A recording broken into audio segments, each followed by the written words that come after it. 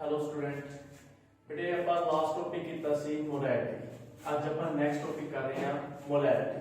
ਇਹ ਵੀ ਬੇਟੇ ਪਲੱਸ 1 ਦਾ ਟੌਪਿਕ ਹੈ। ਪਲੱਸ 1 ਵਿੱਚ ਤੁਸੀਂ ਬਹੁਤ ਵਧੀਆ ਤਰੀਕੇ ਨਾਲ ਕੀਤਾ ਹੋਇਆ। ਚਲੋ ਅੱਜ ਆਪਾਂ ਸ਼ੁਰੂ ਕਰਦੇ ਹਾਂ ਦੀ ਡੈਫੀਨੇਸ਼ਨ। ਸਿੰਪਲ ਹੀ ਡੈਫੀਨੇਸ਼ਨ ਹੈ ਬੇਟੇ, what is molarity? Molarity of a solution, किसी भी सॉल्यूशन की जगह आपको मोलैरिटी फाइंड करनी है, is defined as the number of moles of solute, number of moles of solute dissolved in 1000 grams या per kg of the solvent। ਜਿਵੇਂ ਕਿ ਬੇਟੇ ਆਪਾਂ ਮੋਲੈਰਿਟੀ ਦੇ ਵਿੱਚ ਪੜ੍ਹ ਕੇ ਆਏ ਸੀ, ਉਹਦੇ ਵਿੱਚ ਹੁੰਦਾ ਸੀ number of moles of solute dissolved in volume of solution। ਇਹਦੇ ਵਿੱਚ ਕੀ ਹੁੰਦਾ ਹੈ, number of moles of solute ਨੂੰ ਕਿਹਦੇ ਵਿੱਚ ਡਿਸੋਲਵ ਕਰਨਾ ਹੁੰਦਾ ਹੈ, 1000 grams ਜਾਂ per kg of solvent ਦੇ ਵਿੱਚ। ਠੀਕ ਹੈ ਬੇਟੇ, it is denoted by small m।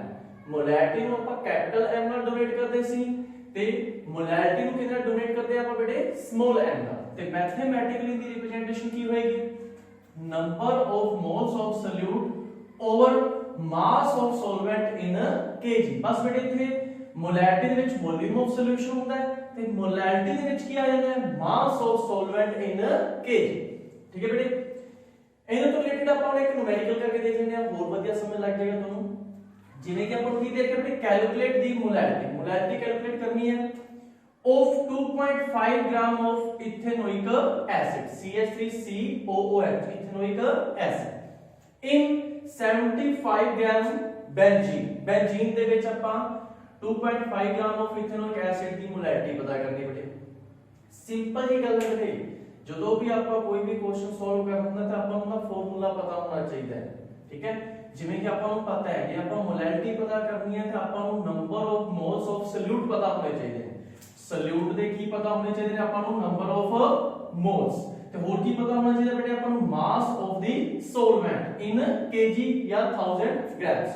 ਦੇਖੋ ਆਪਾਂ ਨੂੰ ਸੋਲਵੈਂਟ ਦਾ ਮਾਸ ਦੇ ਰੱਖਿਆ ਹੈ, ਸੋਲਿਊਟ ਦਾ ਗਿਵਨ ਮਾਸ ਦੇ ਰੱਖਿਆ ਆਪਾਂ ਨੂੰ ਕਿ ਕਿੰਨਾ ਡਿਸੋਲਵ ਕੀਤਾ ਗਿਆ। ਠੀਕ ਹੈ ਜੀ, ਹੁਣ ਇਹਦੇ ਤੋਂ ਆਪਾਂ number of moles of solute ਕਰਦੇ ਹਾਂ। ਪਹਿਲਾ ਜਿਹੜੀ ਚੀਜ਼ ਹੈ ਬੇਟੇ, ਗਿਵਨ ਦੇ ਪਹਿਲਾਂ ਉਹ ਰਾਈਟ ਕਰ ਲੈਣੇ ਆਪਾਂ, ਮਾਸ ਆਫ ਸੋਲਿਊਟ। ਸੋਲਿਊਟ ਕੀ ਹੈ, ਇਥेनोइक एसिड, ਇਹਦਾ ਬੇਟੇ ਆਪਾਂ ਨੂੰ ਮਾਸ ਕਿੰਨਾ ਦੇ ਰਿਹਾ, 2.5 ਗ੍ਰਾਮ। ਠੀਕ ਹੈ ਬੇਟੇ, ਉਸ ਤੋਂ ਬਾਅਦ molar mass of solute ਇਥेनोइक acid CH3COOH ਦਾ ਆਪਾਂ ਮੋਲਰ ਮਾਸ ਫਾਈਂਡ ਆਊਟ ਕਰ ਲਾਂਗੇ, ਇਹ ਬਣੇਗਾ 60 ਗ੍ਰਾਮ ਪਰ ਮੋਲ। ਠੀਕ ਹੈ ਬੇਟੇ, ਉਸ ਤੋਂ ਬਾਅਦ ਮਾਸ ਆਫ ਸੋਲਵੈਂਟ ਬੈਂਜ਼ੀਨ C6H6 ਦਾ ਆਪਾਂ ਨੂੰ ਮਾਸ ਦੇ ਰੱਖਿਆ ਬੇਟੇ 75 ਗ੍ਰਾਮ। ਇਹਨੂੰ ਕਿਲੋਗ੍ਰਾਮ ਵਿੱਚ ਚੇਂਜ ਕਰੋ। ਠੀਕ ਹੈ, ਕਿਲੋਗ੍ਰਾਮ ਵਿੱਚ ਚੇਂਜ ਕਰਾਂਗੇ 1000 ਨਾਲ ਡਿਵਾਈਡ ਕਰ ਦੇंगे ਬੇਟੇ, ਕੀ ਬਣ ਜਾਏਗਾ 0.075 kg। ਉਸ ਤੋਂ ਬਾਅਦ ਬੇਟੇ ਆਪਾਂ number of moles find out ਕਰਨੀ, ਜਿਵੇਂ ਕਿ ਮੈਂ ਤੁਹਾਨੂੰ ਪਹਿਲੇ ਦੱਸਿਆ ਜਿਹੜੀ ਚੀਜ਼ ਆਪਾਂ ਨੂੰ ਗਿਵਨ ਨਹੀਂ ਕੀ ਆਪਾਂ ਉਹ ਫਾਈਂਡ ਆਊਟ ਕਰਨੀ ਹੈ। ਆਪਾਂ number of moles of solute ਪਤਾ ਕਰਨੇ ਨੇ ਤੇ ਆਪਾਂ ਨੂੰ ਪਿੱਛੇ ਵੀ ਆਪਾਂ ਕਰਕੇ ਆਏ number of moles of solute ਕਿਵੇਂ ਨਿਕਲਦੇ ਆ, ਕਿਵੇਂ ਫਾਈਂਡ ਆਊਟ ਹੁੰਦੇ ਆ, ਗਿਵਨ ਮਾਸ ਬਟੇ ਮੋਲਰ ਮਾਸ। ਸੋਲਿਊਟ ਦਾ ਗਿਵਨ ਮਾਸ ਕਿੰਨਾ ਸੀ ਬੇਟੇ ਆਪਣੇ ਕੋਲ 2.5 ਗ੍ਰਾਮ ਤੇ ਮੋਲਰ ਮਾਸ ਕਿੰਨਾ ਆਇਆ ਸੀ ਆਪਣੇ ਕੋਲ 60 ਗ੍ਰਾਮ। ਠੀਕ ਹੈ ਬੇਟੇ, ਜਦੋਂ ਇਹਨੂੰ ਆਪਾਂ ਸੋਲਵ ਕਰਾਂਗੇ ਆਪਣੇ ਕੋਲ ਕੀ ਆਏਗਾ 0.0417 ਮੋਲਸ ਆ ਜਾਣਗੇ। ਠੀਕ ਹੈ ਸੋਲਿਊਟ ਦੇ। ਹੁਣ ਸਿੰਪਲ ਜੀ ਗੱਲ ਹੈ ਬੇਟੇ, ਫਾਰਮੂਲਾ ਲਗਾਓ ਤੇ ਫਾਰਮੂਲੇ 'ਚ ਦੋਨੇ ਵੈਲਿਊ ਪੁੱਟ ਕਰ ਦਿਓ। ਆਪਣੇ ਕੋਲ number of moles of solute ਵੀ ਆ ਰਹੇ ਆ। ਠੀਕ ਹੈ ਬੇਟੇ, ਮਾਸ ਆਫ ਸੋਲਵੈਂਟ ਇਨ kg ਵੀ ਆਪਾਂ ਫਾਈਂਡ ਆਊਟ ਕਰ ਚੁੱਕੇ ਹਾਂ। ਠੀਕ ਹੈ, ਹੁਣ ਇਹ ਦੋਨੇ ਵੈਲਿਊ ਇਸ ਫਾਰਮੂਲੇ ਦੇ ਵਿੱਚ ਪੁੱਟ ਕਰ ਦਿੰਦੀਆਂ ਨੇ। Molarity is equal to moles of the solute, number of moles of solute over mass of the solvent in kg। Number of moles of solute कितने हैं इससे अपने बेटे 0.0417 पुट कर देंगे। Mass of the solvent in kg किया है इससे अपने बेटे 0.075 kg। ठीक है, इन्हें जो सॉल्व करेंगे बेटे अपन अपने को क्या आ जाएगा 0.556 मोल पर kg। ठीक है बेटे, ये जैसे अपने को मोलैरिटी का टॉपिक से बेटे। इससे ताई नेक्स्ट एक और छोटा टॉपिक आया करने के लिए, ये भी बेटे बहुत सिंपल टॉपिक है, मोल फ्रैक्शन। की होता है mole fraction? Mole fraction of the constituents. Constituent की हो सकते हैं मतलब सोल्यूट या सॉल्वेंट। सोल्यूट या सॉल्वेंट का की फाइंड आउट करना है बेटे अपन mole fraction.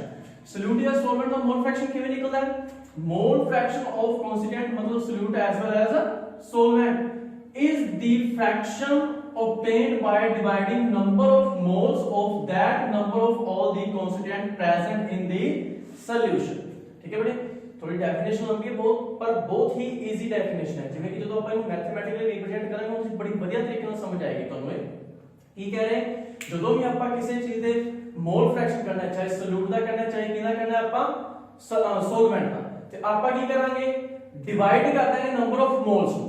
Number of moles ਨੂੰ ਕਿਹਦੇ ਨਾਲ ਡਿਵਾਈਡ ਕਰ ਦਿਆਂਗੇ ਆਪਾਂ, that number of all the constituent present in the solution। मतलब solution ਦੇ ਵਿੱਚ ਜਿੰਨੇ ਵੀ ਨੰਬਰ ਆਫ ਕੰਸਟੀਟੂਐਂਟ ਪ੍ਰੈਜ਼ੈਂਟ ਨੇ, ਮਤਲਬ ਸੋਲੂਟ ਪਲੱਸ ਸੋਲਵੈਂਟ, ਉਹਦੇ ਨਾਲ ਆਪਾਂ ਕਿਹਨੂੰ ਡਿਵਾਈਡ ਕਰਦੇ ਹਾਂ, ਕਿ ਉਹ ਡਿਵਾਈਡ ਕਰਦੇ ਹਾਂ ਨੰਬਰ ਆਫ ਮੋਲਸ ਨੂੰ। ਠੀਕ ਹੈ ਬੇਟੇ, ਜਿਵੇਂ ਕਿ ਆਪਾਂ ਇਹਨੂੰ ਡੋਨੇਟ ਕੀਤਾ ਹੈ ਬੇਟੇ x ਨੂੰ, ਇਟ ਇਜ਼ ਡੋਨੇਟਡ ਬਾਈ x। ਹੁਣ ਆਪਾਂ ਕਰਕੇ ਦੇਖਦੇ ਹਾਂ ਮੈਥਮੈਟਿਕਲੀ, ਹੋਰ ਵਧੀਆ ਤਰੀਕੇ ਨਾਲ ਸਮਝ ਲੱਗੇਗਾ ਤੁਹਾਨੂੰ। if in a solution, ਚਲੋ ਆਪਾਂ ਕੋਈ ਸੋਲੂਸ਼ਨ ਲੈ ਲਿਆ ਬੇਟੇ, N1 and N2 are the number of moles of solvent and solute। मतलब ਜਿਹੜੇ N1 moles ਨੇ ਉਹ ਤਾਂ solvent ਦੇ ਨੇ, N2 moles ਨੇ ਉਹ ਕਿਹਦੇ ਨੇ ਬੇਟੇ, solute ਦੇ। ਠੀਕ ਹੈ ਬੇਟੇ, ਤੇ ਆਪਾਂ ਹੁਣ ਮੋਲ ਫ੍ਰੈਕਸ਼ਨ ਫਾਈਂਡ ਆਊਟ ਕਰਨਾ ਹੈ। ਕੀ ਫਾਈਂਡ ਆਊਟ ਕਰਨਾ ਬੇਟੇ ਆਪਾਂ, mole fraction of solvent in solution। ਠੀਕ ਹੈ ਜੀ, mole fraction of solvent in solution, ਆਪਾਂ ਪਤਾ ਹੈ ਕਿ ਮੋਲ ਫ੍ਰੈਕਸ਼ਨ ਨੂੰ ਕਿਹਦੇ ਨਾਲ ਰਿਪਰੈਜ਼ੈਂਟ ਕੀਤਾ ਜਾਂਦਾ ਹੈ, x ਨਾਲ। ਚਲੋ ਜੀ, x1 ਆਪਾਂ ਸੋਲਵੈਂਟ ਦੇ ਨਾਲ ਮੋਲ ਫ੍ਰੈਕਸ਼ਨ ਫਾਈਂਡ ਆਊਟ ਕਿਵੇਂ ਕੀਤੇ ਜਾਣਗੇ, n1 number of moles of solute over total number of moles present in solution. Solution ਦੇ ਵਿੱਚ ਕਿੰਨੇ ਕੰਸਟੀਟੂਐਂਟ ਪ੍ਰੈਜ਼ੈਂਟ ਨੇ ਉਹ ਸਾਰਾ ਦਾ ਟੋਟਲ। ਠੀਕ ਹੈ, ਓਵਰ ਵਿੱਚ ਆ ਜਾਏਗਾ। ਇਸ ਤਰ੍ਹਾਂ ਆਪਾਂ ਕੀ ਫਾਈਂਡ ਆਊਟ ਕਰ ਸਕਦੇ ਹਾਂ ਬੇਟੇ, ਸੋਲਵੈਂਟ। यही सेम तरीका है सॉल्यूट दे विच, mole fraction of solute in solution x2 किਵੇਂ फाइंड आउट होएगा बेटे, number of moles of solute over total number of moles. ਜਿਵੇਂ ਕਿ ਬੇਟੇ ਸਿੰਪਲ ਜਿਹਾ ਤਰੀਕਾ ਹੈ, ਤੁਸੀਂ ਮੈਥਸ ਦੇ ਵਿੱਚ ਪ੍ਰੋਬੈਬਿਲਿਟੀ ਕਰਦੇ ਹੋ। ਪ੍ਰੋਬੈਬਿਲਿਟੀ ਦਾ ਵੀ ਇਹੀ ਫਾਰਮੂਲਾ ਹੁੰਦਾ ਹੈ, ਜੇ ਆਪਾਂ ਕਿਸੇ ਚੀਜ਼ ਦੀ ਪ੍ਰੋਬੈਬਿਲਿਟੀ ਫਾਈਂਡ ਆਊਟ ਕਰਨੀ ਹੈ ਤਾਂ ਕੀ ਹੁੰਦਾ ਹੈ, number of favourable case over total case. यही सेम चीज बेटे मोल फ्रैक्शन ਦੇ ਵਿੱਚ ਹੁੰਦੀ ਹੈ।